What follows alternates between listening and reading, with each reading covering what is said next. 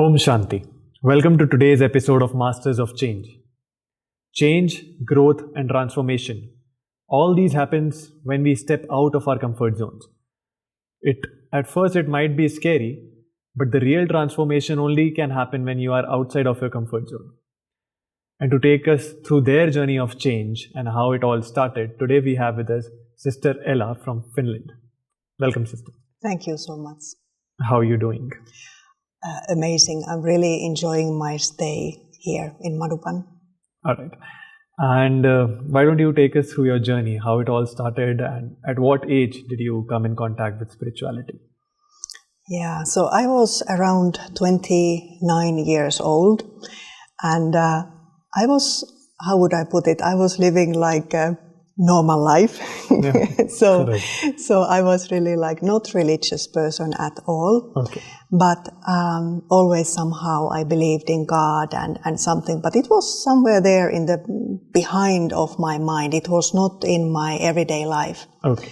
But I was really focused on my career, and I had a nice own home and really good friends, and everything was excellent, perfect externally. And I had a really like my career plan, how to move forward and as quick as possible. Yeah. But then there was also some challenges. Because I noticed that when I achieved what was in my mind, what I wanted to achieve, I didn't get that happiness staying within me. It was there for a moment, but then I wanted more.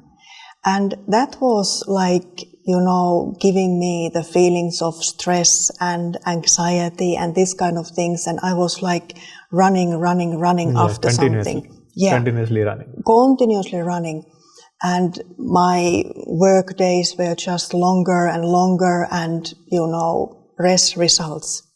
So that was the moment when I was thinking that now I have to find something. Long-lasting happiness. Yeah, and especially I had the feeling that I want to become the master of myself again, because I felt that I have lost it, my mastery, self-mastery. Why did you feel that you have lost it?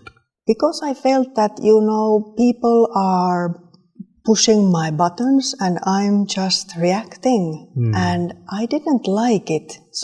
And I was this kind of people pleaser. Yeah. I wanted to achieve a lot because I wanted people to respect me, to like me, to give me attention. Now you can say all this, but back then, did you realize that, were you like this? No, not at all. Yeah.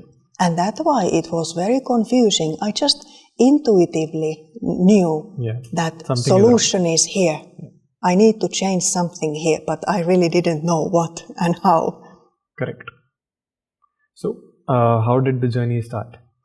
The journey started because I made a decision that I'm gonna change my workplace, because I was thinking that might be a solution. Right. And it was not. No, okay. But anyway, so I changed my work, and it was like a smaller company and less pressure. Now the company was not really giving me high aims, but it was this kind of family company. Right. And they really just said to me that, hey, that, whatever you feel like, you can move forward with that. And I was like, where are all the aims? And I want to achieve something. Right. And then I realized that I am creating my stress myself. That was the moment when I realized that it's somehow my thinking which is causing me stress. Yeah. Because now the pressure was not the outer pressure, but I realized I am creating that pressure. And then the owner of the company, he suggested that would you like to come with me and this kind of positive thinking club? Okay. And that was my first touch into positive thinking. And it took like 1 year to find Raja Yoga meditation, but that was like a meaningful 1 year. Right. So I was going into different kind of places and searching, and all of those were really good and they were helping me. But I felt that something is lacking. Right. But I really didn't know what. But I somehow had the feeling that I want deeper knowledge and deeper experiences, and I have not really properly understood how to become the master of myself. Right. So the boss you were talking about, he didn't introduce you to Raj Yoga. He just took you to some positive thinking places, and then you felt good after going there. But still you felt that something is missing. Yeah. When did Raj Yoga come into picture? It came because one friend, I became friend from that positive thinking club, and she was joining Brahma Kumari's retreats. Okay. And she said to me that, why don't you also come? So I decided that I will go. And it was the retreat from Friday to Sunday. A weekend retreat. And I just directly went there without no connection. I didn't know anything about the whole Raja Yoga or anything. But I just went because my friend invited me. Right. Where was it? It was in Finland, in the city called Turku. Okay. And what was really interesting, that instantly when I arrived there, I knew this is the place, this is the knowledge I have been searching for.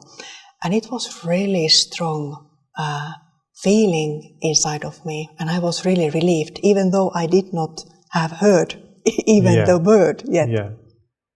Only the environment made you feel that, the vibrations of the place. Yes, because I recognized that I have never experienced this type of vibrations.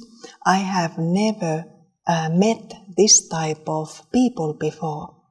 So their purity, their spirituality, and it was like really lovely, soft energy, which was like this kind of feeling I had that these people are not expecting anything from me. They don't want anything from me. They are here just to give. And because I have the business background, so that was appealing me a lot, because business mind, it's always about give and take. Yeah, correct. So why don't you take us through the retreat? What happened during those 3 days? What did you experience? Well, that was a life-changing experience. And I remember I went to sit in the front because somehow I knew that now this is gonna change my life. Okay. And when I heard the knowledge, then I realized that this is not just touching my heart, but this is actually also touching my intellect. Because that has been always very important for me. I don't just want to go with my feelings, but there has to be the balance. Correct. And when I started to listen this knowledge about who am I and what is ego and attachment, I knew now I'm getting that kind of information, which is really proper tool for me, how to become the master of myself. Right. What did you learn? What did you learn? Like, if you can share something like which changed your perception towards life, your life, way of looking towards life must have changed, I'm sure. Yeah. The first session was life-changing. Yeah. And what was life-changing is that I realized and I experienced that I am this pure being of light. And there is in that consciousness, there is no stress, no anxiety. It's the higher consciousness. And I realized that I have lived my life in the lower consciousness, like ego consciousness. Right. I have been identifying myself based on the body, the gender, the role, the titles. And I realized that that ego, which is the false identity, that is the root cause of all my problems and feeling of insecurity and feeling of that I'm lacking happiness. I need to run after happiness. Yeah. That here in this lower consciousness, I am a slave, and here I am a master of myself. Right. And that was really amazing realization. And I knew that I need to study much, much more. And I realized that this is something what I want to put it into practice. Right. Because I know that I understood it that, okay, now I got an experience it. And now I'm like understanding it in one level. Yeah. But I want Putting it into more practice. and more. Yes. Right. So it happened after 29 years of your life. Yes. So the way you have lived for 29 years, now you knew that you have to change something about that. So it must have been a lot difficult for you to bring in those changes. Was it difficult or was it easy? How did that go through? It was easy when I was within the spiritual people, those ones who are also studying Raja Yoga. Community. Because, so those vibrations, and when I saw how they are, communicating in a different way, I felt the different vibrations. So I was able to see in them what that higher consciousness actually is. Yeah. So when I was within the community, it was easy. Yeah. When you were in the real world, it was difficult. Then it was difficult. Sometimes it was easy, but sometimes it was difficult, and I faced quite many challenges. I'm sure. How did you overcome those challenges? Did you ever feel like giving up when you face those challenges, that no, this is not happening, I need to go back to my previous routine? Never. Because the experience was so profound, so I knew that this is the only way. Right. There is no other way. And I understood that these my reactions, how others are behaving, it's not because of them, it's my ego who is reacting there, who is afraid that now I'm losing their respect, now I'm losing their love towards me, because now I have changed. Yeah. But from the beginning I knew that I have to change, and it's not about them. But still I had those strong reactions, but intellectual level I knew what to do, because I had such amazing tools.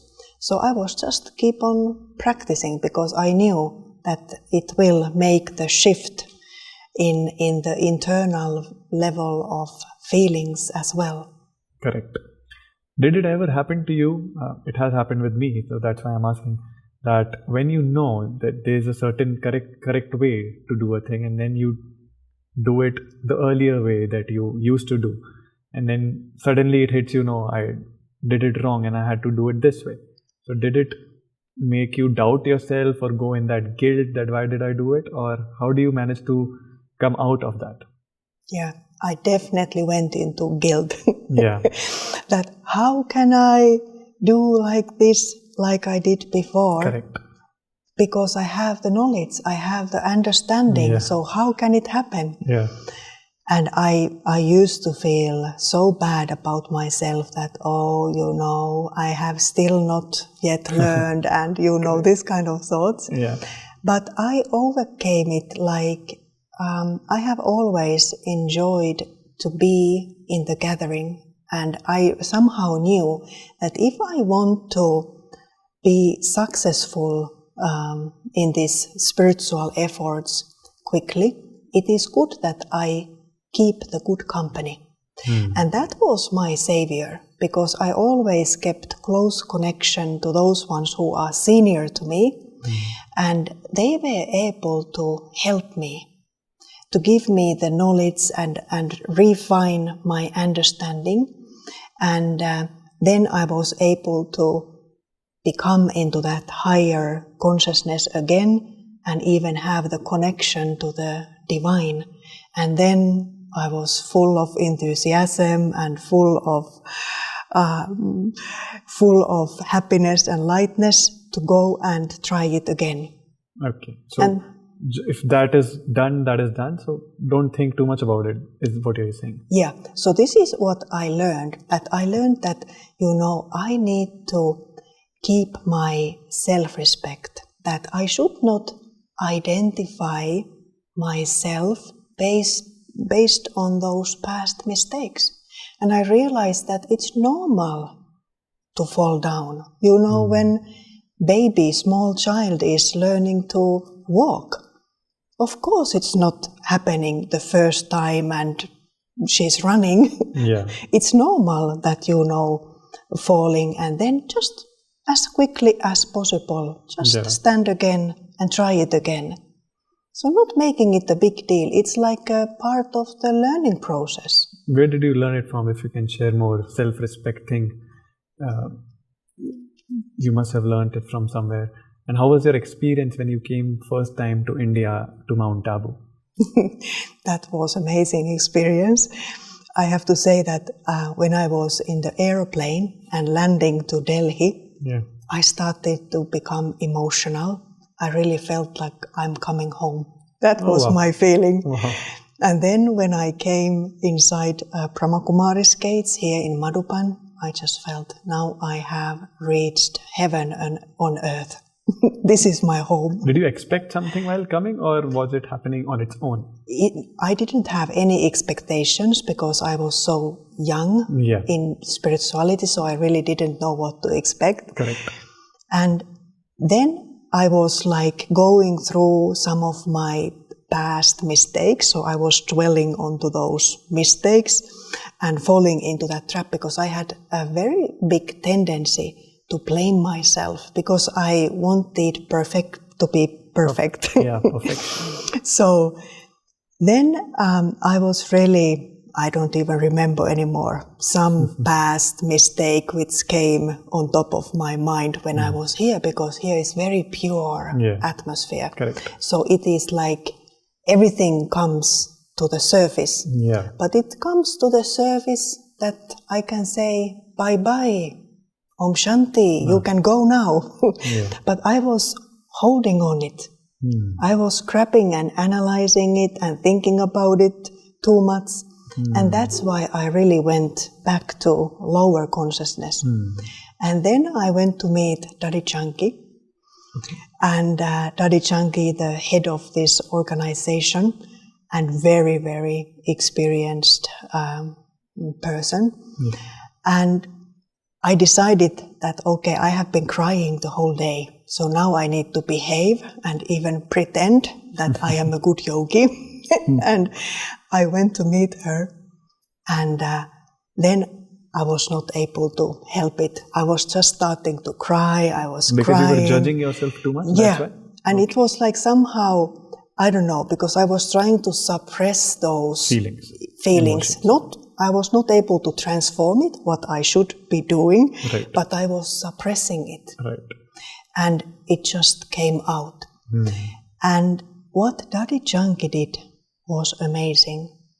I was so ashamed, so I was not even able to look into her eyes, and I was like this, and she did like this, and she was just looking at me and giving Drishti, this kind of spiritual vision.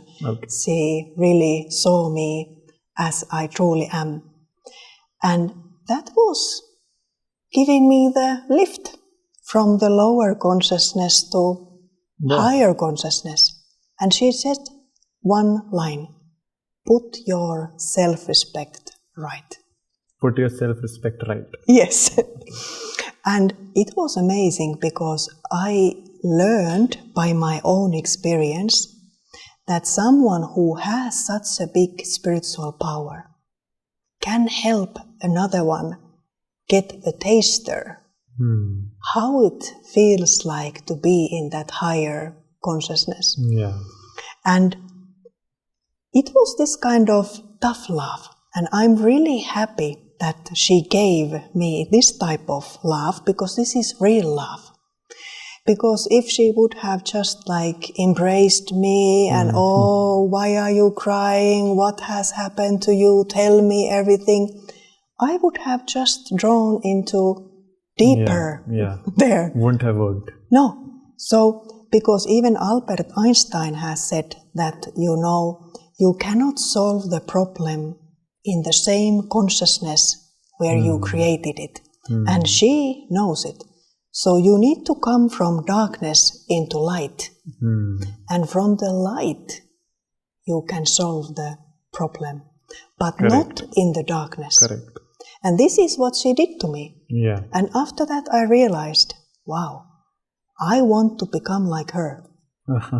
I want to become that type of spiritual person who is not just talking about spirituality, which is also really good and it's needed, but needs to be also that you are able to really uplift others by your own presence, your spiritual presence. Correct. And then I started to study more about self-respect and practice it myself. Wow. How long back was it? This was maybe 14 years ago. 14 years ago. And I'm sure a lot of things must have changed in this time. During this time, did you ever feel like going back to your previous lifestyle, or was this experience so profound that it helped you move in the direction now in which you were moving? Yeah, never. I didn't want, because it was like night and day, the difference. Even though I faced challenges and everything, but even though it was such a huge difference, so I definitely didn't miss my old life. Correct. And what people think is when you become too much spiritual or you do a lot of meditation, you become a lot passive towards your work. And since you were very active and you were a go-getter in terms of your company goals and everything, did you ever feel that you have become a lot more passive and now you're not that motivated towards your work? There was the period, first I was like feeling complete disinterest towards the work. Yeah. And I even wanted to leave my work. Okay. But then one very wise senior teacher, meditation teacher, said to me that it's very good to go to work, because that's where you can do spiritual service and there you can really grow and become strong. Yeah. And that was like my motivation to continue. But and also I noticed that because I started to meditate and live the spiritual lifestyle and study every morning, so I was able to do my work much more efficiently. So I didn't need to do so long hours anymore. Correct. Because I put spirituality first and I went later to work. Yeah. And I left earlier, but still I was able to do more. I was able to give more benefit to the company because there was clarity of the mind. Yeah. So will you say your productivity increased? Yes, definitely. And your stress reduced? Yeah, and because of that, because stress was reducing, mind was calmer, I had better ability to concentrate, I was able to find solutions quicker, I was able to organize and prioritize my work. I was able to, because the mind was not anymore full of all kind of thoughts, so I was able to see clearly that what is the most important thing what I need to focus on and say no to others. Correct. And that was really good for my work as well. Yeah. So it's just a myth, because people, when they see other people running, so they think they are more productive, which is not true at all. No. As long as you're clear in your head, you can be a lot more productive. Yes. Within less hours. So if you can share some story at your workplace that you must have involved other people as well into, because of the advantages you were seeing in your life, you must have involved other people as well. And when you told them that the benefits of meditation, did they also pick up on that, or how did that go? In the beginning, I was not successful at all. Yeah. Because I have always been the person who is quite open and I'm sharing everything, Yeah. So I took so much benefit of spirituality and I started immediately to give back. Yes. And I was a little bit maybe preaching. Correct. And people don't like it. So if you are trying to, and because I had this kind of business mindset, so I was trying to sell them this good product. So that's why they don't like being approached in that way, like selling, someone is selling something. So how did you approach it so that it is useful for them? Yeah, so I realized it at some point that this is my old style, because I realized that I'm talking about spirituality to them, but I'm using my old way. Yeah. And those don't go together. Correct. So when I realized, when people they started to say to me that, oh, Ella, what has happened to you, that, you have become this kind of preacher and, we don't like to hear anymore these kind of things. And then I was like, oh, now I need to sit down and what is my lesson? What I need to learn here? Yeah. And then I realized that I cannot sell spirituality. I need to be spiritual myself. And it's not enough that I am fascinated by the knowledge, but I need to give myself time to become embodiment of that knowledge. And then I realized that I stepped back and I was just practicing myself spirituality. And if someone was asking something, then I was sharing, but I was not pushing it anymore. And then after some years, so really I needed patience there. Yeah. So after some years, they started to see really the changes in me. Yeah. Then they were attracted. And many in that company, they have really, in their own way, started the spiritual path, and they have taken the benefit of even this knowledge. So I felt that now I am on the right path. Correct. As they say then, if you're good at something, then you will tell people, and if you're great at something, they will tell you. So you waited for the right moment and then they were attracted. Yes.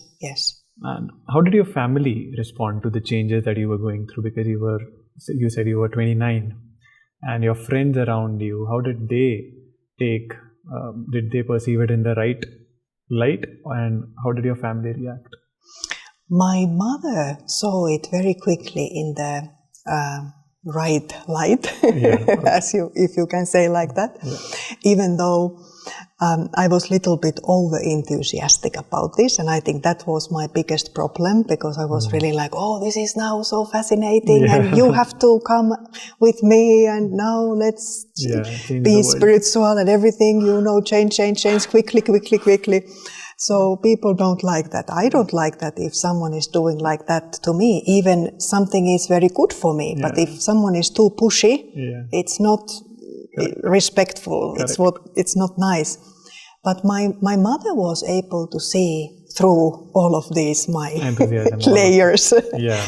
And she came to next retreat with me, and my sister came also. And both of them, they really got enthusiastic and about spirituality, and spirituality gave them a lot. And my mother, she has been many times in Madhuban as well. Wow. This time she was not able to come, but hopefully next year. Yeah. So do they also follow meditation? My mother is like every day, regularly studying and meditating.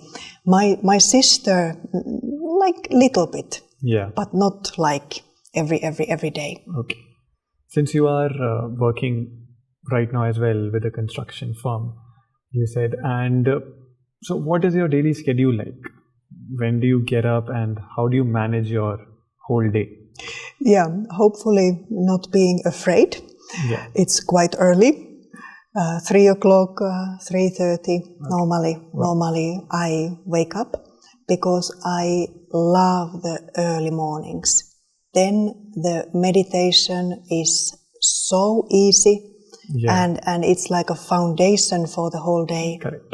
And so I like to really come to this higher consciousness and Beginning of the day. in the beginning of the day and make it very accurate and powerful and get the connection to God.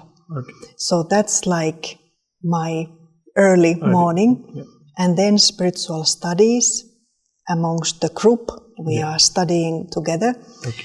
And after that, I start my daily activities, and I'm working, but I'm also living in the Brahmakumari Center. Oh. Great.